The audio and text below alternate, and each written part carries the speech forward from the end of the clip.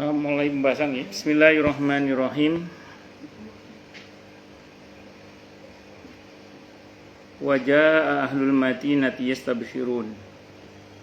Dan datanglah penduduk kota itu ke rumah Lut, Nabi Lut alaihissalam dengan gembira karena kedatangan tamu itu. Jadi sebenarnya malaikat yang datang itu sudah sembunyi-sembunyi datangnya sebenarnya. Mereka itu tidak langsung masuk ke kotanya Nabi Lut, karena malaikat itu datang menyamar menjadi laki-laki yang keganteng. Ustadz, malaikat kan tinggal masuk aja Ustadz. Ya, skenarionya gitu yang Allah mau. Jadi malaikatnya memang sengaja nyamar jadi manusia yang laki-laki, dua orang laki-laki yang keganteng. Gantengnya pola. Nah itu kalau mereka langsung masuk ke kota itu jadi santapan. Mereka itu penyuka sejenis itu seperti berwujud mereka nyamar jadi manusia, memang disuruh gitu oleh Allah, disuruh gitu. Itu pertanda bahwa Allah itu nggak mau langsung mengadab. Katanya panas lagi. Masya Allah, turun pinter. Bisa nggak? Begini aja sih Pak Ustadz, Iya, nggak usah Bu. dicepit. Iya, Bu. Iya. Soalnya ini ada di standby itu kan. Turun. Ya Allah. Oh, lanjut. Sudah, justru setelah ganti baterai malah sering panas. Gara-gara baterainya itu dikasih yang lebih iya betul. Bukan pasangan harusnya ya. Orangnya kan nawarin mau yang sesuai apa yang lebih bagusan mana, katanya bagusan yang lebih katanya. Ternyata kalau untuk saya nggak bagus ternyata. Pun lanjut nggih. Sampai mana tadi? Mereka menyamar jadi dua orang lelaki yang ganteng tapi tidak langsung masuk kampung. Mereka berada di luar perbatasan kampung, nggak langsung masuk. Terus janjian sampai Nabi Lut. Maka Nabi Lut diam-diam menjemput dua tamu ini, terus diajak ke rumahnya dengan pelan-pelan, pokoknya supaya nggak ketahuan lah, dengan penyamaran yang ekstra, dengan pokoknya serba rahasia lah. Sampailah di rumahnya, dan pesannya Nabi Lut kepada keluarganya, jangan bilang-bilang ke orang-orang kalau saya kedatangan dua tamu ini. Dan keluarganya tidak tahu kalau itu malaikat. Istrinya khianat. Istrinya Nabi Lut itu khianat. Dia ngasih tahu ke orang kampung bahwa Nabi Lut kedatangan tamu laki-laki yang ganteng. Itu ibu tahu nggak cara dia istri ngasih tahu? Nggak broadcast itu enggak. Enggak. Cara saat itu mereka rupanya istrinya itu udah ada kong kali kong dengan warga yang bejat kelakuannya itu. Dia menggunakan pendekatan pakai membakar sampah, semacam sampah ya, kayak kayu lah, sehingga ada asap yang membumbung tinggi. Nah di situ mereka tahu, oh ada asap membumbung tinggi berarti ada mangsa, gitu. Iya ada kode, ada mangsa. Loh, tapi arahnya kok arahnya Nabi Lut? Ya udah, akhirnya mereka tetap mereka bergegas menuju ke sana itu. Wajah al-Madinah yastabshirun. Qala inna haula'i dhaifi fala tafdhahun. Begitu orang datang geruduk itu, maka dia Nabi Lut berkata, sesungguhnya mereka adalah tamuku, maka jangan kamu mempermalukan aku. Dia tamu saya, mereka tamu saya, jangan permalukan saya dengan mengganggu mereka. Tapi lah orang sudah kelakuannya kayak gitu, akhirnya mereka memaksa untuk ketemu dengan dua tamu itu. Qala inna haula'i dhaifi fala tafdahun, kata Nabi Lut alaihissalam. Wattaqullaha wa la tukhzun, kata Nabi Lut. Dan bertakwalah kepada Allah dan janganlah kalian membuat aku terhina. Tolong opore, jangan ganggu. Orang udah datang, udah mau gerutuk rumah Nabi Lut alaihissalam karena kata Nabi Lut ada mangsa yang mau disikat itu.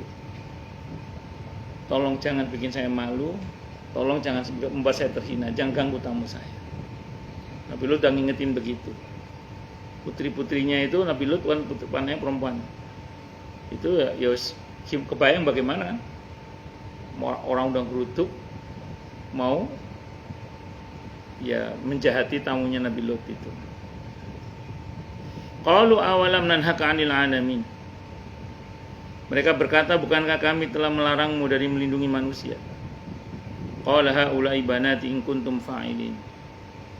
Kata Nabi Lut, Lut berkata, mereka itulah putri-putri negeriku. Nikahlah dengan mereka jika kamu hendak berbuat. Jadi jangan ganggu dia tamu saya. Kalau kamu mau nikahilah ini ada anak-anak perempuan saya, ada anak-anak negeri kita, perempuan-perempuan, nikahilah mereka. Sing bener, ojo kawin podo jenisnya. Saya nggak tahu kalau perempuan ya, kalau laki-laki kan itu mau kawin apa mau olahraga.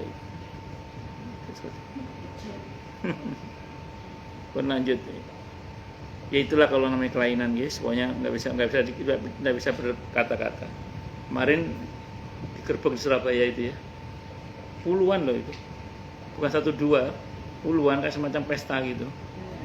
Iya di Surabaya kemarin. Pernah ada.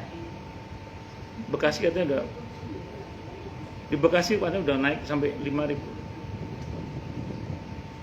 Semoga Allah selamatkan kita dan kita dari perbuatan-perbuatan nista seperti itu ya. Amin Allahumma. Sebenarnya kasus-kasus seperti itu banyak. Saya itu pernah dapat cerita dari jamaah saya. Jadi suatu saat itu suaminya itu sering pulang bawa sekretarisnya. Suaminya itu pulang sering bawa siapa? Sekretarisnya. Sekretarisnya itu cowok.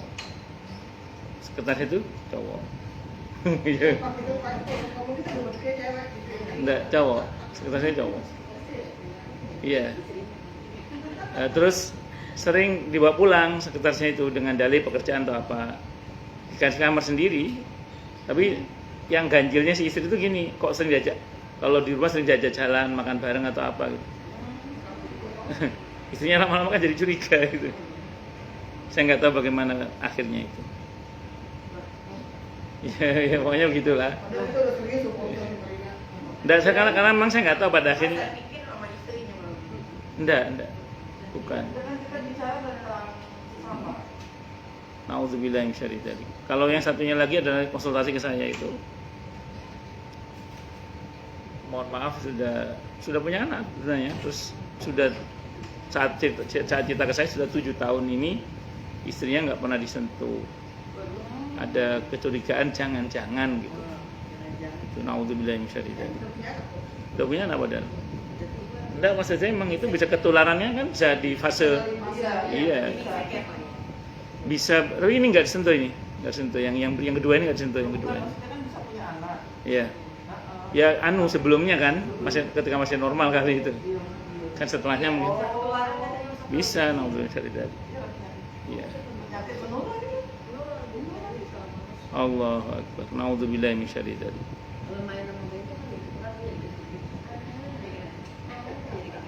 Di antara sebab kenapa saya nggak nge-gym itu, di antaranya ya karena itu. Saya pernah mau nge-gym itu, kata teman saya, ojo, nyopo, aku sih melambai jadi. Iya enggak.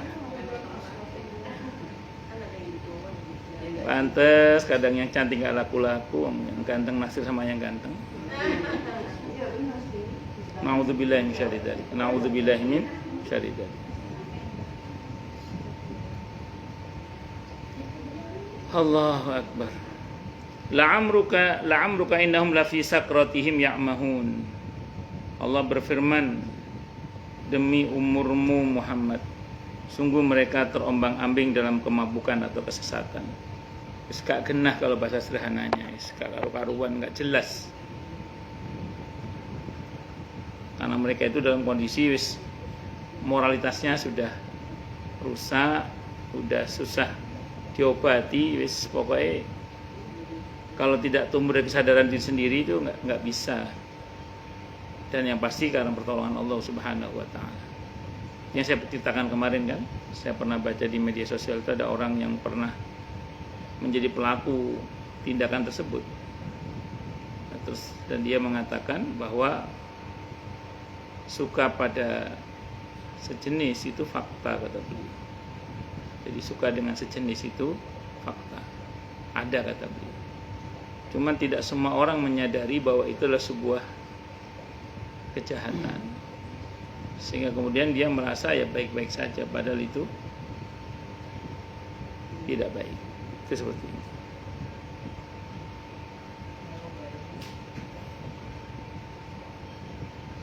Fa'akhadathum musayhatum musyriqin, maka mereka dibinasakan oleh suara keras yang mengguntur ketika matahari akan terbit. Jadi dihajar sebelum subuh. Adab itu bisa turun kapan saja sih. Cuman di Al-Quran tuh ada diceritakan pada waktu malam, sehingga pagi ya normal biasa lagi. Karena kondisi ini, kalau kita lihat dari cerita Al-Quran ini kan, mereka nanti dibalik. Jadi dihajar pakai hujan api gitu ya. Suara keras mengguntur, dan buminya itu dibalik mereka nanti. Buminya dibalik. Itu yang terjadi di Palu kemarin itu, yang katanya mau ada acara itu juga kan. Itu yang gempa yang kemudian tanahnya sampai itu ada video itu. Ya. Nah, itu yang ngeri kalau kita diamkan aktivitas seperti itu tetap terjadi. Dan herannya mereka tidak mau ngambil pelajaran. Padahal sudah terjadi berkali-kali hal seperti itu. Makanya kalau sampai terjadi di daerah kita, naudzubillah min dzalik. Kenapa? Malah itu lagi hajatan. Ya Allah. Tamu semua pengantin semua masuk, Pak ambil masuk ke dalam tanah. Ya Allah. Iya, Mbak. Balik. Sejenis itu. Enggak ngerti. Oh. Tadi kan tidak biasa sih Pak. Oh. Daripada hajatan kondangan. Oh. Cuman jadinya tamu-tamu yang datang itu pada Kena semua ya. sampai Kali pengantin. kampung begitu. Iya, satu wilayah. Makanya kan seburuk-buruknya istri adalah istri yang soleh. Iya, seburuk-buruknya istri ada istri yang soleh. Iya, sudah soleh lagi. Soleh. Bukan soleh. Kalau soleh itu sebaik-baiknya istri. Kalau seburuk-buruknya itu adalah istri yang soleh.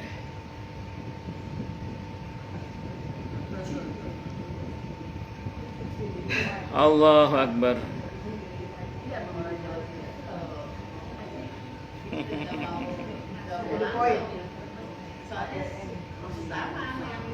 Kadang adab itu turun di waktu duha.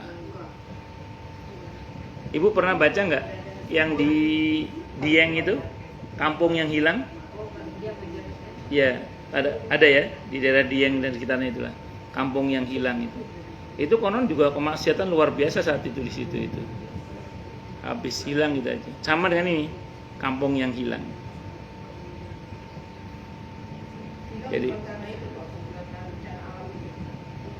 bencana alam, ya, tapi kan dulu belum ada medsos kali ya, jadi nggak langsung viral. Jadi kampung yang hilang tenggelam memang, kayak dibalik begitu.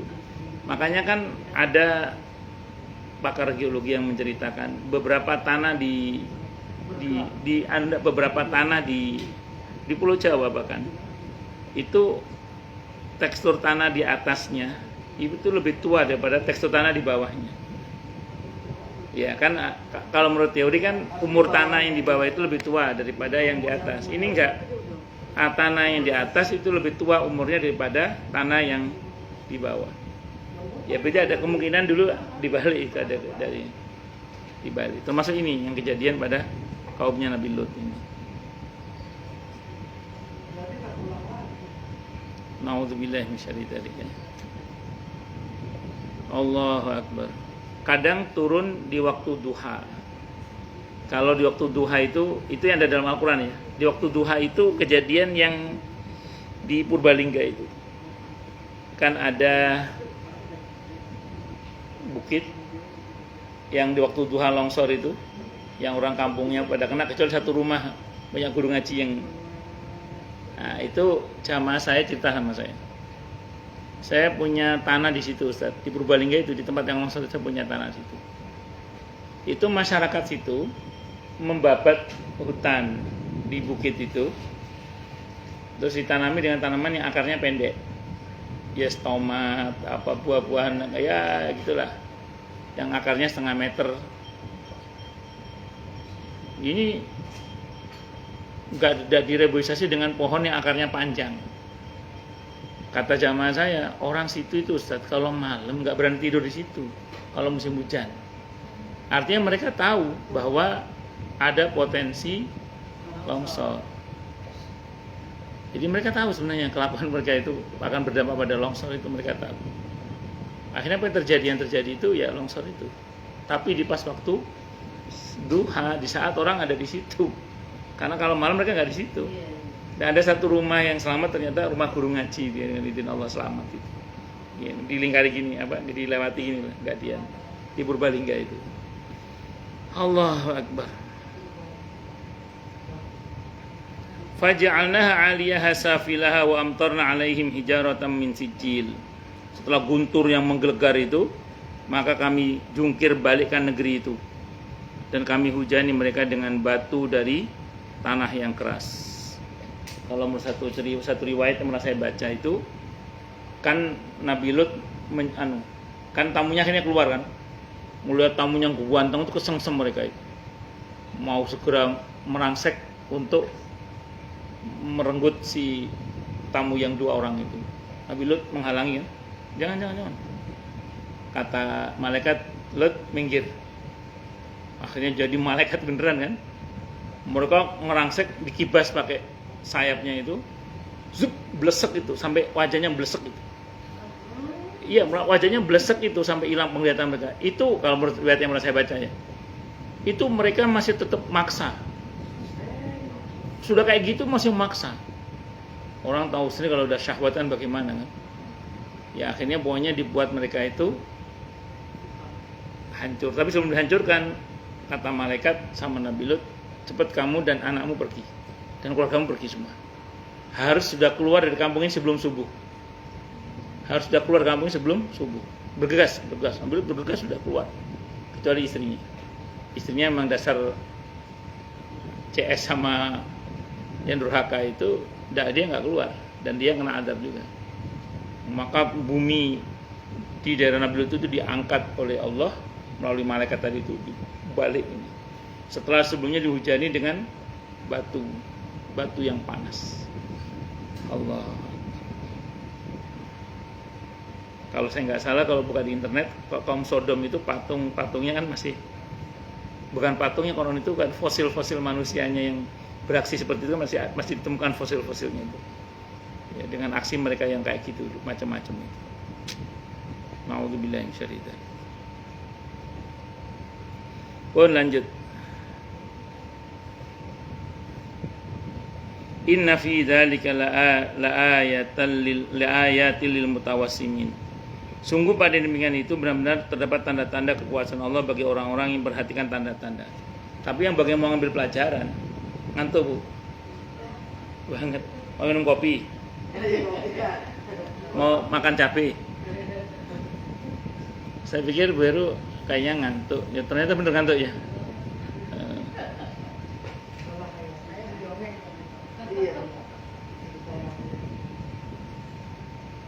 Udah tidur aja, tidur. Ambilkan bantal, Bu.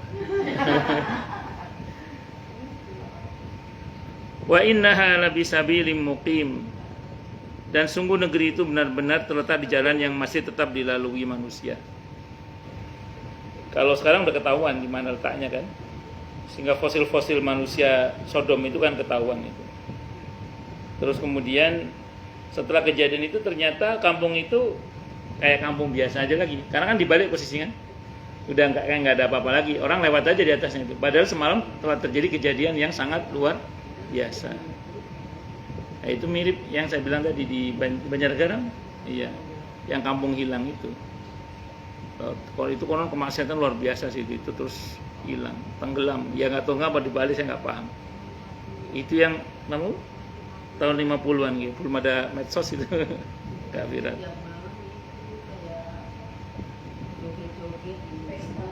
Ya pokoknya maksiat banyak lah itu. Itu makanya saya bilang tadi di beberapa tempat, terutama paling nggak di Jawa ini, terutama saya tahu ya. Menurut informasi pakar-pakar geologi dari UGM itu mengatakan bahwa beberapa permukaan tanah di daerah Jawa dan sekitarnya itu banyak yang tanah di atas itu lebih tua umurnya daripada tanah yang di bawah. Itu seperti itu. Kenapa? Oh iya itu yang masjid dilewati itu masjid itu. Iya, insyaallah. Iya dengan izin Allah. Oh iya, sebenarnya banyak itu. Termasuk yang di Padang itu. Yang di Padang yang dahsyat banjir bandang itu juga. Iya, tempat begitu juga. Iya di Padang pernah terjadi di Padang. Memang kita peduli. Tapi ya. Ya kita berdoa semoga anak-anak kita selamatkan dari penyakit-penyakit seperti itu. Amin Allahumma amin. Pernah ada kejadian juga nggak? Ya, pernah dengar cerita juga nggak? Ada seorang ibu atau bapak, seorang tua misalnya punya anak laki-laki 2 orang itu, yang kakak beradik. Ya mungkin karena tidak ada kontrol dari orang tua. Iya, sama-sama laki-laki ya. Iya, makanya naudzubillah bisa dari. Saya pernah dengar itu. Saya lupa. Saya nanya, kakak beradik, iya. Bukan nikah. Ya mengalami kelainan itu. Oh, kakak beradik tadi. Iya. Naudzubillah bisa dari. Sama-sama cowok. Naudzubillah bisa tahu saya naudzubillah bisa dari. Ya maunya harus hati-hati lah. Semoga selamat kita semua amin insyaallah.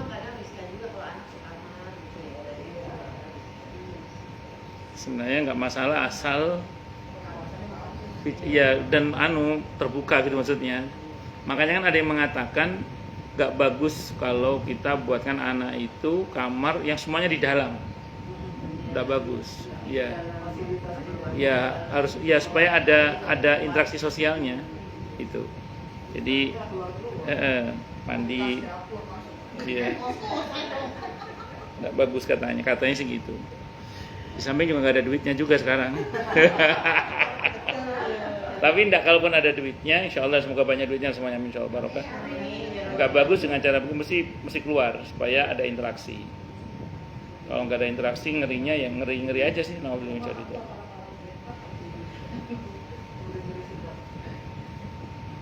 Wa innaha la bisabilim muqim. Inna fi dzalika laayatan lil mu'minin. Sungguh pada yang demikian itu benar-benar terdapat tanda-tanda kekuasaan Allah bagi orang yang beriman. Kalau orang yang mau mengambil pelajaran, ya dia pasti tidak akan mau melakukan hal seperti itu. Tapi yang tidak mau mengambil pelajaran, dia akan tetap seperti itu. Tapi memang begini ya. Nafsu dan syahwat itu memang sesuatu yang kadang membuat orang itu kehilangan akal sehatnya. Jadi orang itu kalau sudah babnya nafsu dan syahwat, itu dia bisa kehilangan akal sehatnya. Orang yang paling bijak sekalipun, orang yang paling cerdas sekalipun, orang yang paling itu kalau udah babnya nafsu dan syahwat itu bisa hilang kebijaksanaannya itu. Itu tidak laki, tidak perempuan. Hanya kalau perempuan ada yang mengatakan Allah masih lindungi dengan rasa malunya. Allah lindungi dengan rasa malunya yang berlapis 9 itu kalau wanita. Nah, laki-laki kan hampir nggak ada rasa malunya malah.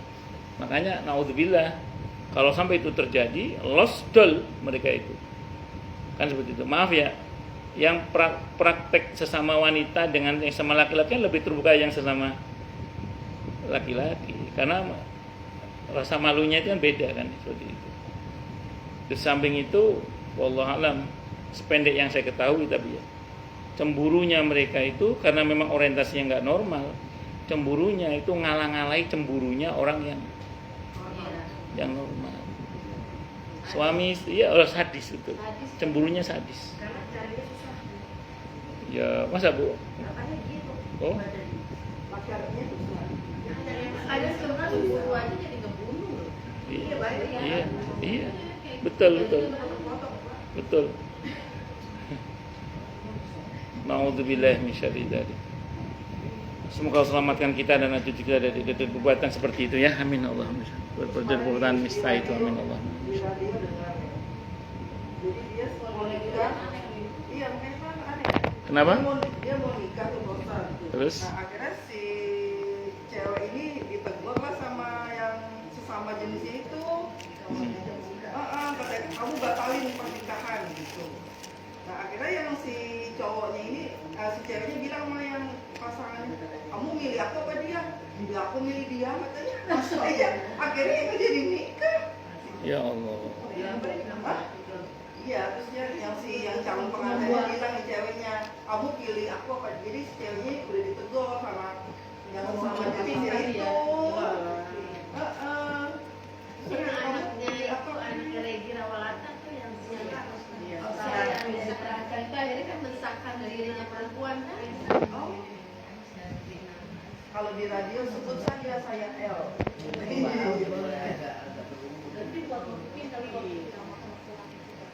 Ya mungkin dia nggak tahu juga perempuannya kan. Iya udah 5 hari mau hari hanya ditegur sama yang si pasangannya itu. Baru cowok lagi. Iya, kamu nggak boleh nikah gitu. Ya, monggo silakan yang mau tanya, protes, marah boleh. Masalah yang lain boleh. Enggak, sebenarnya bisa sembuh asal dia mau menjauh. Asal dia mau sadar. Iya, Sadar bahwa itu nggak normal. Oh iya, menjauhi, betul. Dari komunitas. Ya betul. Itu Al-Qur'an tuh yang nyuruh itu. Harus dipisahkan, disolir. Iya, betul. Jadi Pak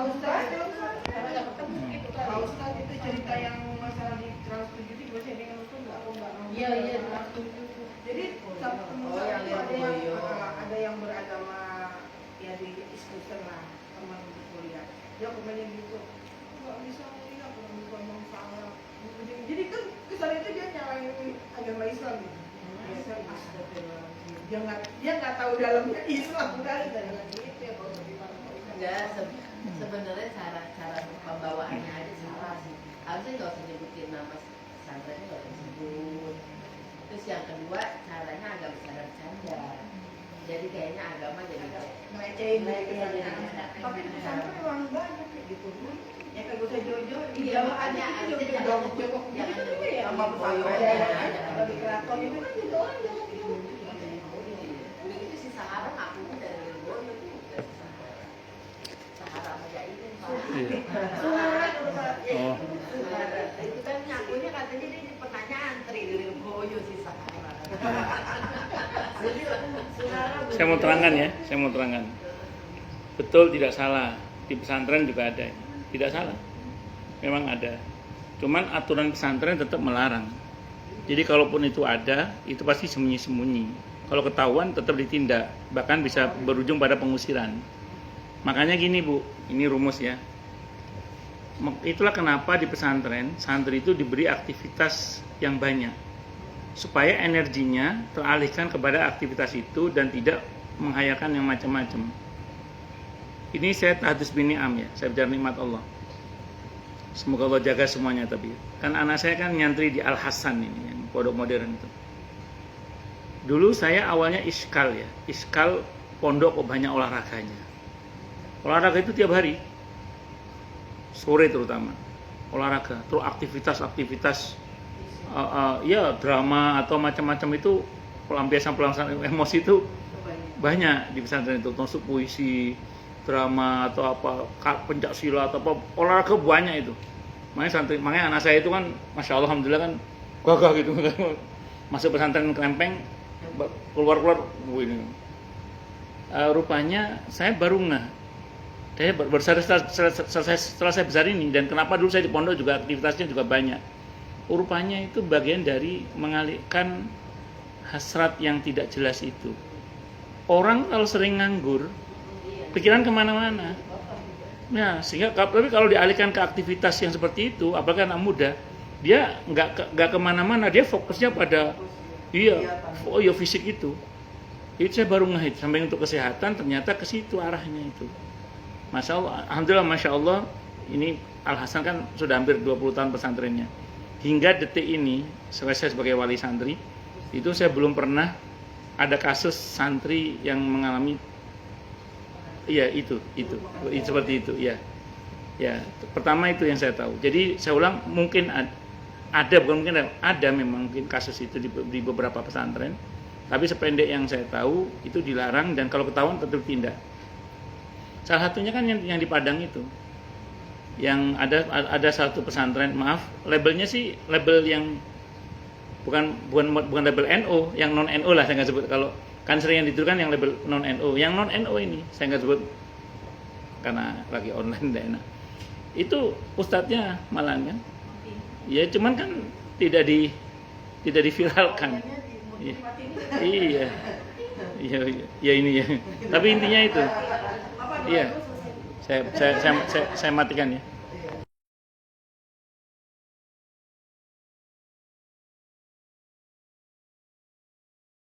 Padang itu yang saya tahu.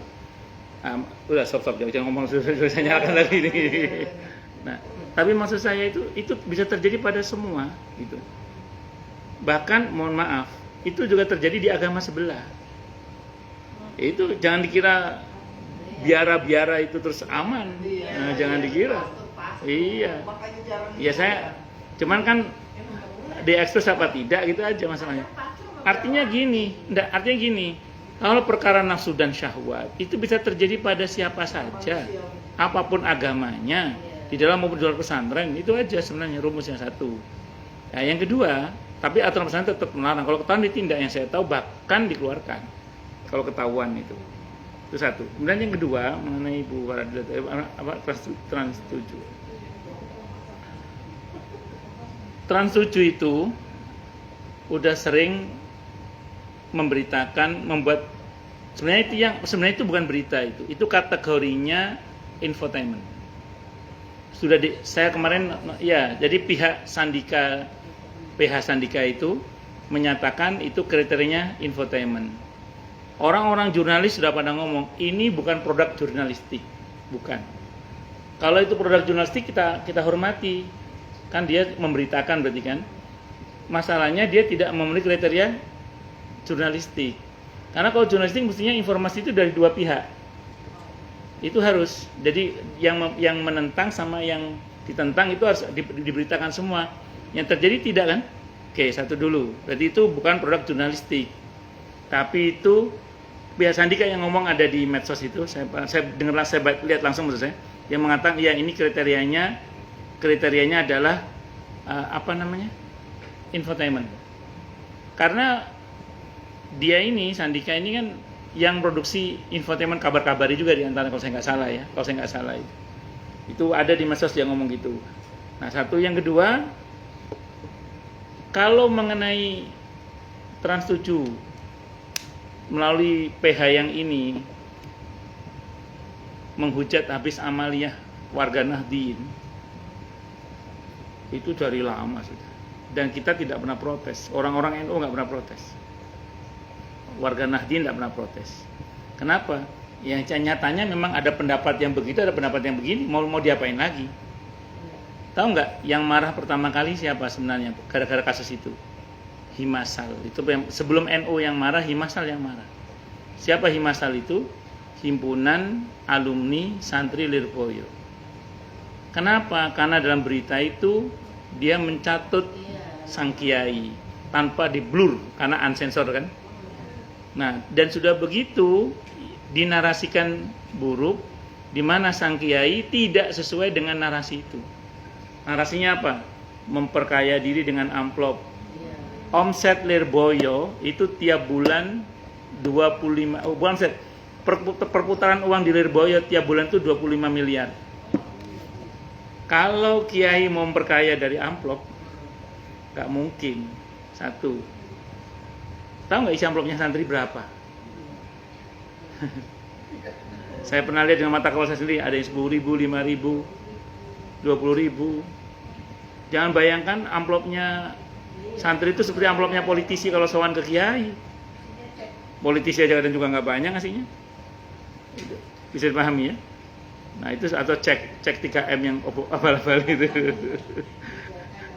Bisa dipahami ya? Nah itulah yang buat para santri nggak terima. Kenapa? Ini guru saya, ini orang tua saya dihina seperti itu. Jadi fokus marahnya Himasal itu bukan pada Amalia yang dikritik, karena sudah berpuluh-puluh tahun Trans 7 melalui PH itu menghina Amalia, warga Nahdliyin, kaum santri, dan kaum santri tidak pernah marah. Tapi sekarang menjadi marah karena person yang diserang. Ya, dan ini babnya bukan kritik, penghinaan. Karena kalau kritik nggak begitu bahasanya, apalagi gaya penyampaiannya seperti itu. Walaupun saya kasihan yang bagian pengisi suara, karena dia kan hanya disuruh kan, dan dia hanya dibayar. Nah, saya dapat WA kemudian dari kawan saya screenshot. Itu Ustaz, karyawannya PH itu banyak dari kalangan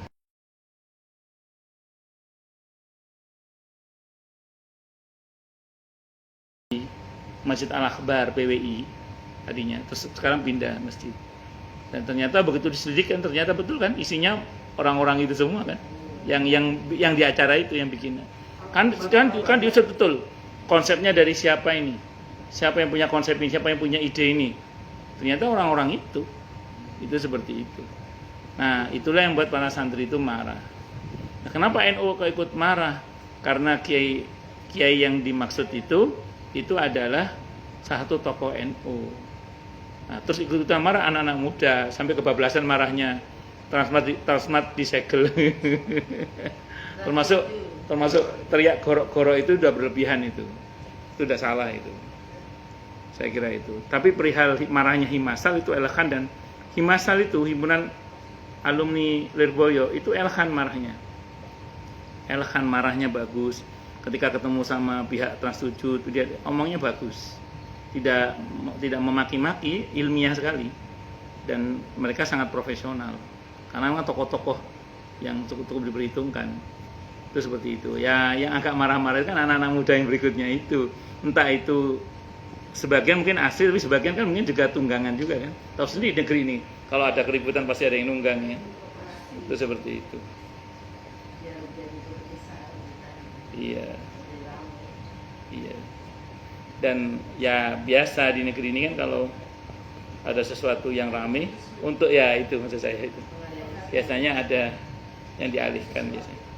Ya, dan jangan salah loh, konflik di negeri ini dipelihara. Yo, betul, dipelihara. Sewaktu-waktu akan diledakkan ketika ada sesuatu yang ingin dialihkan tadi itu, seperti itu. Tidak salah.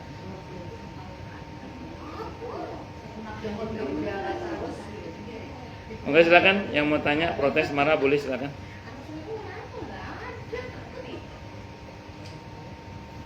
Monggo silakan kalau ada. Tanya, protes, marah boleh. Kalau ada loh.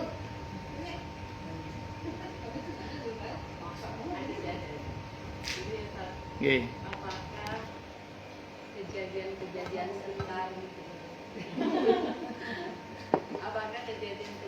sekarang itu pengulangan dari kejadian masa lalu, seperti hal yang Kang Sebang itu, atau yang seperti tunggal kembali gitu sejarah. Terus yang kedua, kebanyakan adalah beberapa teman saya kalau misalkan mengucapkan astagfirullahaladzim itu kebanyakan astagfirullahaladzim ya, seperti udah dibiasakan itu. Nah kita cara memberitahu itu bagaimana karena dan artinya apa? Astagfirullahaladzim. Oke, baik. Anu Alvin. Baik. Anak saya pun bilang, mama kalau dede bilang astagfirullahaladzim terus nanti mama dede kayak soleh. terlalu benar gitu bahasa Arabnya. Kalau biasa aja gitu mah jadi biar nggak dikenal benar gitu. Baik. Saya jawab. Betul. Sejarah itu berulang. Betul, tidak salah. Walaupun tidak persis, tapi serupa. Makanya kata para ulama, orang yang belajar sejarah dengan sungguh-sungguh dari zaman Nabi Adam hingga detik ini, kalau kita mau pelajari sejarah, itu polanya mirip. Sehingga orang yang belajar sejarah dengan baik dan benar, ketika ada sesuatu yang terjadi hari ini dikaitkan dengan masa lalu, tergambar solusinya dan bahkan apa yang akan terjadi sudah tergambar sebagaimana di masa lalu sudah pernah terjadi.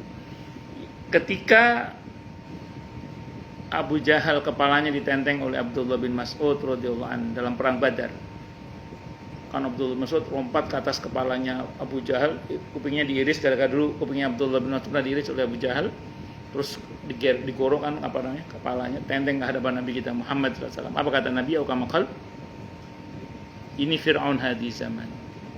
Ini Fir'aun hadhi zaman. Ya, betul. Nah, berarti sejarah berulang. Fir'aun zaman ini adalah ya ini. Terus kemudian ketika Nabi Fatuh Mekah, apa kata Nabi kepada orang-orang kafir yang tertawan saat itu? Saya akan berkata hari ini sebagaimana Yusuf berkata kepada saudaranya. Saya akan berkata hari ini sebagaimana dulu Yusuf berkata kepada saudaranya. Berarti kasusnya mirip seperti dalam kisah Nabi Yusuf. Nah, hari ini pun juga sama Bu sebenarnya. Kalau kita mau baca sejarah. Nah, konflik utama hari ini kan Amerika sama Cina kan sebenarnya. Amerika itu kan simbolnya Romawi. Dulu Romawi berantem sama mana Bu? Persia. Persia itu penyembah dewa-dewa. Cina kan penyembah. Nah, ini kan lagi berantem ini, dua kekuatan ini saling menjatuhkan, saling ingin menguasai beberapa negara, perus ini macam-macam ya. Kita baik sangka aja. Insya Allah pada akhirnya muslimin akan menang nanti, insya Allah. Ya lihat aja nanti. Nah kalau masalah Palestina itu kan dari satu bisa kayak zamannya Umar bin Khattab menangkan Umar bin Khattab, terus terakhir kan Salahuddin Al-Ayyubi. Nah sampai sekarang kan konflik apa memang udah garis dia seperti itu? Kan itu kaitannya dengan tanah suci Bu. Tanah suci tiga agama. Yahudi, Nasrani, Muslim, Yahudi, Islam, Yahudi, Nasrani. Sebenarnya kan kalau kita baca dalam sejarah,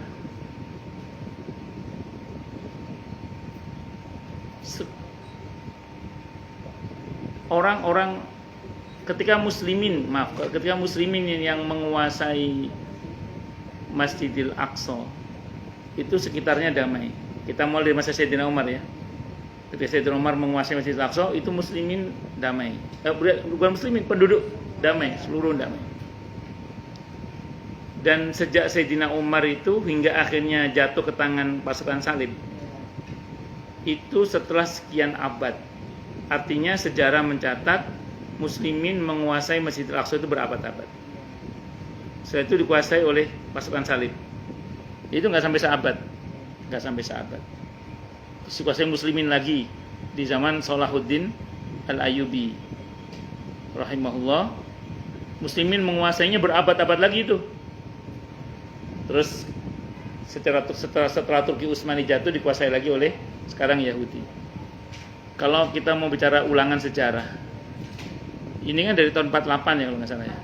42 apa 48? Penjajahan mulainya 42 ya, bukan 48. Karena gini Bu, karena Palestina itu masih mengakui kemerdekaan Indonesia masih. Iya.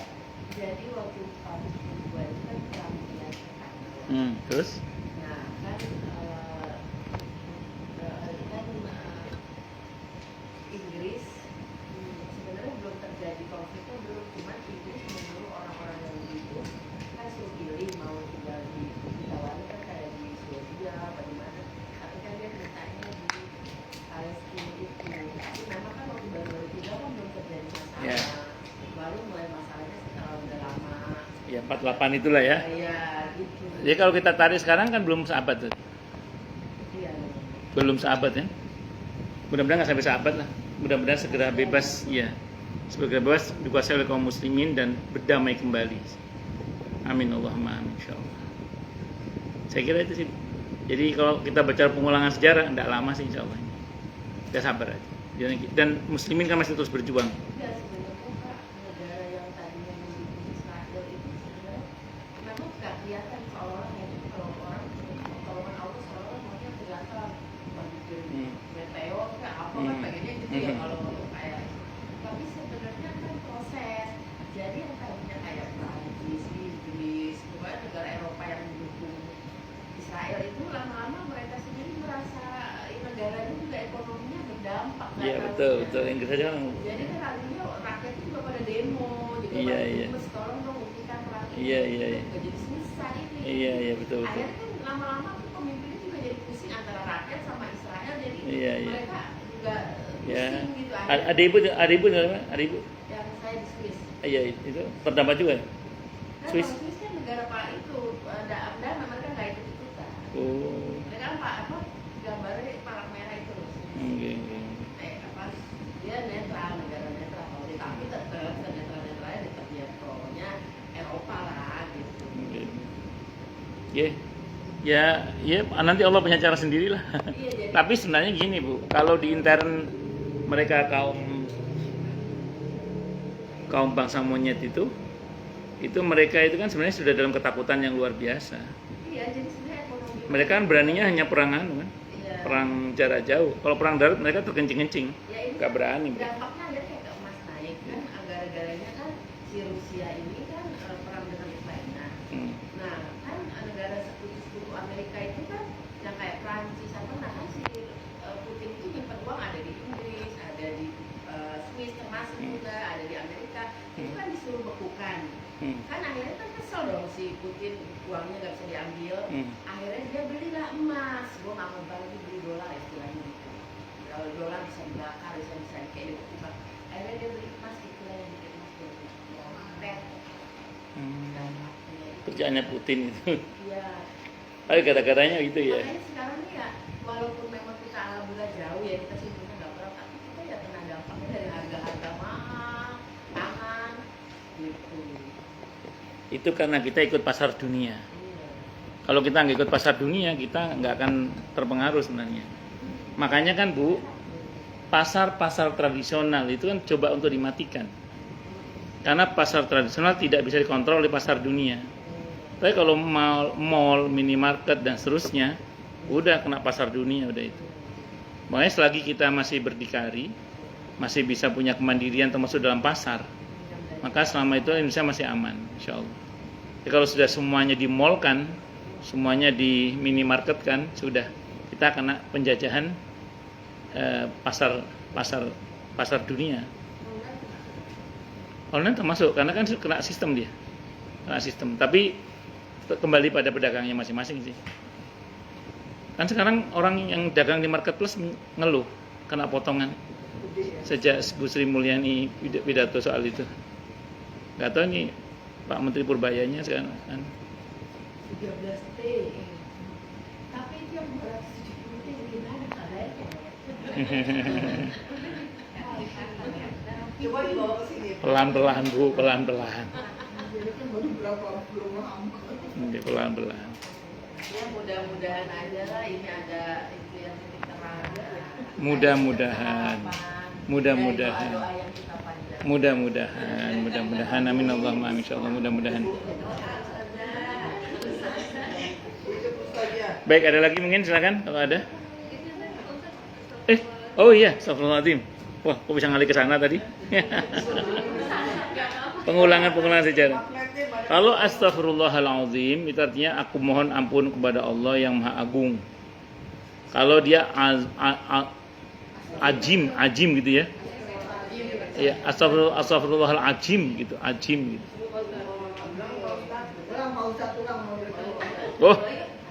Oh, ada. Yang betul memang astagfirullahaladzim. Astagfirullahaladzim itu artinya aku mohon ampun kepada Allah yang Maha Agung. Nah, kalau kemudian supaya dianggap tidak solihah, karena nggak siap dianggap sebagai solihah misalnya, terus dirubah menjadi ajim. Pertanyaannya apa artinya ajim itu? Saya juga nggak tahu dia apa artinya ajim. Sebentar saya nanya sama AI, siapa tahu dia tahu artinya. Iya. Tanya dulu. Iya harusnya gitu. Sebentar. Astagfirullah ya, astagfirullah. Kemungkinan banyak memang yang nggak tahu. Kedua, diplesetin gitu loh Pak Ustaz. Nggih. Video karena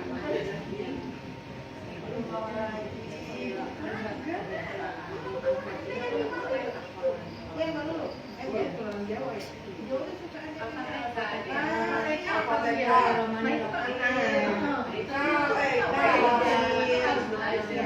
jadi mungkin dia udah berusaha, tapi kan kalau dari gaya seperti itu Kalau punya bayi itu anak-anak aja itu mah Di sini kalau ajim artinya orang non Arab. Astagfirullahaladzim. Aku berlindung kepada Allah yang non Arab. Ajim itu non Arab. Iya, jadi ya ajim itu non Arab artinya. Ya, kalau di Jawa juga dia kalau setiap Al-Fatihah itu bacanya Al-Fatihah ya apa? Ya. Jadi kalau dia tidak bisa melafazkan astagfirullahalazim karena memang kendala dia memang tidak bisa, insya Allah dimaafkan. Tapi kalau sengaja janganlah, karena artinya berubah nanti. Iya, basetin itu. Iya. Kalau karena ketidaktahuan, memang dia nggak bisa, insya Allah dimaafkan. Saya kira itu Allah alam. Kalau ada yang kata imam jadi imam dia baca Al-Fatihah juga versi dia versi Jawa versi apa? Terus. Nggak apa-apa.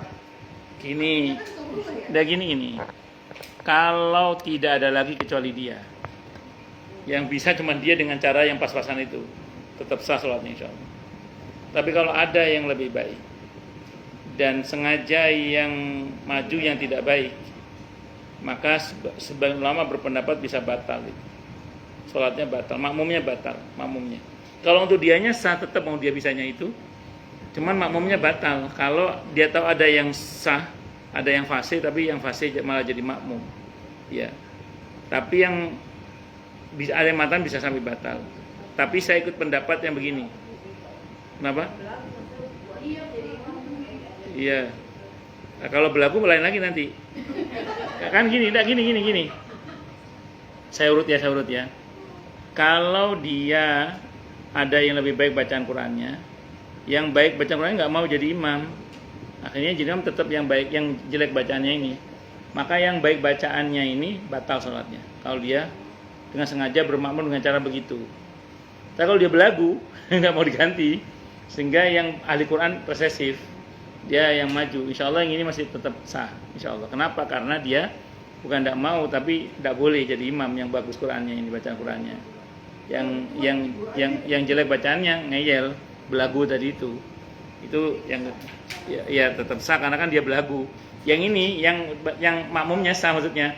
Oh, yang belagu ini mah kalau dia ya memang dia bisanya begitu, ya udah saja buat dia. maksudnya kalau makmum itu dia dengan niat akhirnya jadi niat sendiri atau tetap jadi makmum? Kalau saya pilih ya memisahkan dari jamaah ya, kecuali di masjid besar ya, yang memang sudah tunjuk imamnya kan, maaf ya kan tidak semua masjid besar itu kadang imamnya bagus bacaannya. Ya, sementara kita mau mufarokoh, kita sokol yang depan. Ya solusinya sih ada, cuma kalau saya pribadi itu pegang, ini yang saya pegang ya, pendapat yang saya pegang. Apa yang sah untuknya, sah juga untuk makmumnya. Memang dia nyatanya bisanya segitu, dan sah untuk dia, berarti untuk saya juga sah sebagai makmumnya. Saya pakai kaidah itu aja deh. Gitu. Nah, kalau ada lagi penjelasan ulama lain mengatakan, ya kalau memang dia bisanya begitu, asal makmumnya masih tahu kalau itu bacaan Fatihah sih masih sah. Ada pendapat yang begitu. Itu pendapat yang meringankan ya. Saya pernah, ini yang buat saya kapok kemudian. Jadi kalau di wilayah yang saya nggak kenal, terus orang nunjuk saya jadi imam, saya mau. Pernah saya itu di acaraan santunan anak yatim ceritanya itu. Ada Pak Haji, orangnya melete orangnya itu. Melete itu pede gitu, orangnya pede gitu loh. Itu orangnya pede. Kan karena beliau lebih sepuh, saya kan lebih muda. Jauh lebih muda karena beliau udah sepuh banget gitu. Nah, saya suruh jadi imam beliau. Ya Allah, nyesel saya nyuruh dia jadi imam itu. Maaf ya, berantakan bacaannya itu. Bukan jelek, berantakan bacaannya itu. Dan hati saya, ya Allah, nyesel hambanya nunjuk dia itu. Tapi ya sudah, sejak itu sampai sekarang kalau di mall misalnya orang nyuruh saya maju, saya langsung. Nah, kan saya nggak kenal. Iya daripada saya pilih mending saya, walaupun saya bukan orang yang ahli qiraah, tapi kan insya Allah bacaan saya bisa didengar lah gitu. Yang penting kan pajak pendek kan. Iya Kalau gitu. mau itu sholat di rumah masang aja. Iya. Kalau itu kan nggak dengeran kalau itu. Tapi untuk yang sholat maghrib, kadang di mall kan, saya kalau suruh dulu ketika saya masih belum trauma itu, saya sering nggak mau. Sekarang gara-gara itu saya mau aja udah. Karena ya Allah berantakan itu. Nyesel juga itu nunjuk dia itu saya itu. Astagfirullah. Bukan menghina, maksud saya ini buat pelajaran ya, buat pelajaran. Ya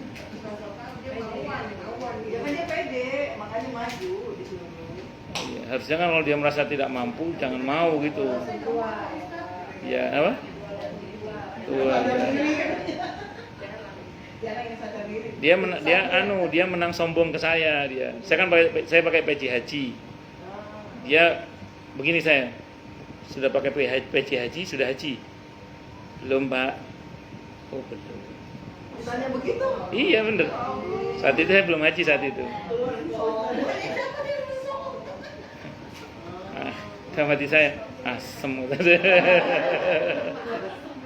didoain kalau udah jadi haji ya besok. Terus dia langsung bilang, saya dong udah haji 3 kali gitu. Tambah. Ada lagi? Oke. Kalau Yang ini. aku mau tanya Pak, kalau misalkan pas tahiyat akhir itu kan apa namanya, pada kita tuh ke tangan apa ke ini Pak? Apa? Ke tangan, ke ujung telunjuk. Masuk rukun sholat? Enggak rukun, sunnah. Sholat aja ya? Ya. Kenapa? Enggak, saya suka lihat di apa di reels ya, katanya itu enggak sah kalau kita enggak lihat dari. Oh enggak. Saya Bukan dari rukun rumah itu. tuh bingung gitu loh. Kok Bukan rukun saya itu. belajar dari itu kayaknya enggak pernah ada. Di era medsos ini, ibu harus hati-hati siapa yang ngomong. Nah, justru itu. Makanya ibu harus hati-hati siapa yang ngomong. Karena banyak mufti-mufti jalanan. Kadang ada selevel ustadz pun ternyata bukan beliau yang berfatwa kan, orang lain yang berfatwa atau dipotong nggak benar. Kayak kemarin yang sempat rame itu yang pidatonya Bu Sri Mulyani itu katanya itu AI katanya, iya katanya. Iya, kebayang nggak itu pidato segitu panjangnya ternyata AI ya. Ya hasil kejahatannya orang-orang yang nakal itu.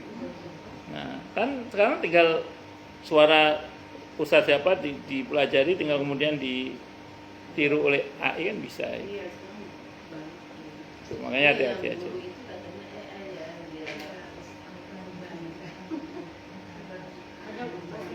Tapi sih kebanyakan kaum yang perempuan tidak melihat dan menyebutkan sholatnya tidak sah. Salah itu dia. Iya, saya juga bingung. Enggak. Nanti gini deh, ibu searching daftar pembatal sholat. Nggak ada kata-kata nggak ngeliatin telunjuk satu. Terus ibu lihat nanti dalam daftar rukun sholat. Nggak ada kata-kata ngeliatin. Iya. Karena kalau kita nggak ngerjain rukun kan bisa batal. Kalau kita mengerjakan yang dibatalkan, yang dianggap batal kan bisa batal. Nanti cek aja dalam daftar batalnya sholat, nggak ada. Daftar rukunnya sholat, nggak ada insya Allah. Nggak sampai-sampai. Kalau yang terlalu sedih kan, sunnah kayak apa? Itu kan lebih kiri. Itu boleh terus-terusan nggak itu kita pas diganti-ganti waktu-waktu. Bacaan iftiras itu bukannya banyak ya? Tidak hanya Rabbi Firli. Di antaranya Rabbi Firli. Tidak apa-apa daripada nggak sama sekali. Iya, Rabbi 2 kali. Boleh, tidak ada masalah. Sampai hari kiamat juga nggak apa-apa. Boleh. Salah satu bacaannya itu. Cuman kalau saran saya Sepanjang saya belajar fikih madzhab Syafi'i, yang notabene madzhab Syafi'i itu suka menggabungkan sekian banyak riwayat. Saya menggunakan ya Rabbi firli warhamni wajburni warfa'ni warzuqni wahdini wa'afini wa'fu anni. Itu lengkap itu ya. Kalau Lengkap, saya tuh yang komplit. yang itu dari diajarkannya seperti itu. Iya, iya saya juga Jadi monggo yang lain silakan. itu aja. Nggih. Ada Nggih. jadi kemarin ada sedikit ini masjid terakhir ini di jamaah melihat sejadah berumur sampai 3 karena Terus? sholat. Nah, Terus? sedangkan pengurus tahun ini kok ini dirapihin lagi karena menurut jamaah salah satu jamaah itu tidak sah kalau sampai terlalu Tumbuk tebal. 3 gitu. Ya, akhirnya ya mama nanti tanya akan mau kasih bantu gimana untuk masalah sejarah itu untuk kenalannya. Nah, kadang saya lihat di Ustaz Hadi Hidayat, katanya kan memang Nabi melarang untuk sejarah yang terlalu empuk seperti bantal. Karena ada secara ilmiah saya tidak tahu itu entah keumpukan entah inversi seperti bantal kan berarti bantal itu tapi kan itu masing-masing ya. Kalau saya lebih senang yang rata, lebih senang yang tidak nyaman gitu biar lebih berasa gitu ya. Yang sahih adalah bukan soal alasnya ya. Jadi bukan soal alasnya. Yang sahih adalah selama sujudnya bisa sempurna. Mau lapis 3, mau lapis 10. Jadi bukan Selama sujudnya bisa sempurna nggak ada masalah. Cuma kalau lapis 10 berlebihan itu aja. Kalau lapis 3 itu kita coba baik sangka ya. Mungkin beliau ambeien kali. enggak, lapis 3 menurut pengurus itu biar itu amal dari orang lain. Jadi biar kepake itu sejananya jadi. Oh. Jadi Kok sampai lapis? Jadi beda- Kenapa nggak diratakan sampai seluruh masjid aja? Kenapa ditumpuk? Mungkin nggak banyak, jadi sebagian ada yang lebih. Saya juga belum nanya lagi sih. Oh, gantian iya hari ini ya kan seminggu sekali kan dicuci bersuci yang lain bertugas gitu ya gitu aja ya. Kalau ditumpuk itu kalau yang saya tahu Mungkin ditumpuk semua rata bisa juga. kalau yang saya pahami gini Bu Haji, bukan soal tumpukan sajadahnya. Asal dia bisa sujud dengan sempurna, mau tumpuk 3, mau tumpuk 10 ini istilah. Monggo silahkan, tidak ada masalah. Kalau soal yang seperti bantal tadi kan otomatis sujud itu diaturkan nggak sempurna kan, karena pasti kan ya nggak stabil dan mengganggu kekhusyuan juga kan. Tapi kalau yang keras, yang rata kayak sajadah kan termasuk yang notabene tidak goyang kan, insya Allah sih nggak ada masalah kalau menurut saya. Wallahu a'lam. Jadi yang saya tahu bukan soal berapa tumpuk sajadahnya, tapi sujudnya sempurna atau tidak. Itu yang penting. Ada itu sajadah satu, tapi kan memang tebal. Ya, tidak ada masalah. Yang penting tidak mengganggu kesempurnaan sujud aja. Yang penting sujudnya tetap bisa sempurna. Saya bisa bayangkan kan kalau di kasur yang empuk tapi ya, itu pasti kalau kita sujud pasti ada yang tidak seimbang itu. Ya, dan itu pasti mengganggu kekhusyuan. Tapi kalau kasur yang memang betul-betul keras, maksudnya tidak ada masalah gitu ya, tidak akan goyang, nggak ada masalah. Jadi sependek yang saya ngaji Bu Haji, bukan soal alasnya yang prinsip itu, tapi soal sujudnya bisa sempurna atau tidak. Mau lapis berapapun, asal sempurna sujudnya nggak ada masalah. Itu yang saya tahu. 7 anggota tubuh nempel, jidat dengan hidung, satu ya. Terus 2 tangan, 2 lutut, 2 ujung kaki. Itu. Kalau itu bisa tercapai, selesai udah, nggak ada masalah. Itu. Sepaket dengan jidat hidung lah ya. Jadi sepaket ya, kecuali hidungnya pesek mungkin agak. Operasi dulu. Nggak boleh. Operasi, biar nanti sama tidur apa plastik gitu. Ada lagi? Itu ada jamaah saya operasi di Singapura hidung, Sukses. malpraktek katanya apa namanya? Ada masalah sampai ke sinusnya. Kalau mau kita sos perempuan kan sekarang pakainya menggunakannya setengah dengan bocor. Berarti kan ini kan kena kain apa salah? Yang nggak boleh terhalang itu jidat. Oh. Kalau tangan, lutut, ujung kaki tidak masalah. Yang nggak boleh terhalang ini jidat ini. Makanya ibu kalau pakai mukena, kalau ibu pakai mukenanya begini, ini ulama khilaf, beda pendapat. Kalau dalam madzhab Syafi'i bisa nggak sah ini, bisa nggak sah. Ya makanya yang sahih itu agak dibuka gini, agak dibuka. Ya jangan terlalu ke atas juga kan, takutnya rambutnya kelihatan juga. Paling nggak gini lah, gitu. Untuk ibu-ibu. Kalau laki-laki kan bisa begini, nggak ada masalah. Punggung, kalau dalam madzhab Syafi'i, punggung tangan bukan termasuk aurat. Jadi andaikan ibu ini terlihat, tidak ada masalah. Iya, tidak ada masalah, tidak apa-apa. Untuk dalam madzhab Syafi'i ya, punggung tangan bukan aurat. Nah, Ustaz, kalau misalkan pakai mukenanya tuh lebar gitu, Ustaz. Terus kan kita kan gitu. Ini kan nutupin semua itu nggak boleh. Kalau ibu sujud di atas mukena yang digerakkan tadi itu, kan ibu bergerak bersama mukena kan? Mau sujud ibu gerakan begini. Kadang-kadang kenangnya begini. Ya. Kalau dalam madzhab Syafi'i, kalau tidak ada udur ini maksud misalnya karpetnya jelek, kotor, ya daripada nanti kita merasa geli atau apa kita tutup, maka itu tetap sah insya Allah. Tapi kalau tidak ada udur itu dalam madzhab Syafi'i tidak sah. Dalam madzhab Hanafi makruh yang saya tahu. Nah, kecuali ada udur kayak panas atau dingin banget atau apa. Nah sarannya gini bu, pakai sajadah kecil, gitu. Allah alam semua.